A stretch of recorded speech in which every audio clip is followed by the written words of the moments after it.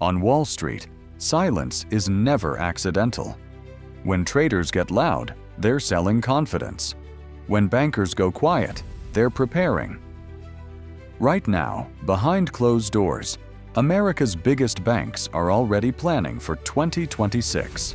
Not celebrating profits, not chasing headlines, repositioning. So here's the paradox. If the economy looks fine, why are the people closest to the money acting nervous? This isn't the first time this has happened. Before 2008, banks were profitable. Before 2000, tech valuations were soaring. Before 1929, markets looked unstoppable. The pattern is always the same. Late in the cycle, money feels easy. Deals surge. Risk feels distant. In the past 2 years, Wall Street cashed in, mega mergers returned. IPO windows reopened, debt deals exploded, but bankers don't plan for headlines. They plan for cycles, and cycles are turning. Here's how Wall Street really works. Banks don't just react to the economy, they price the future. Think of the financial system like an ocean tide.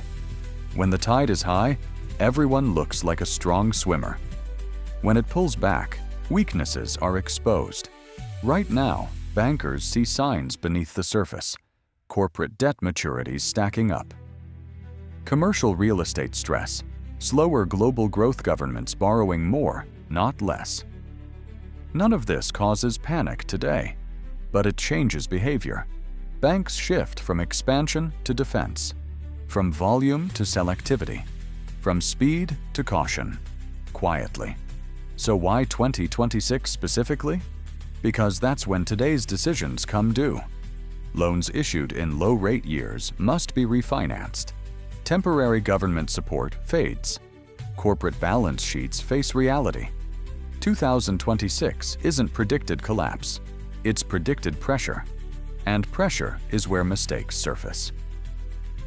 Here's the turning point most people miss. Markets don't break when things are bad. They break when expectations are wrong.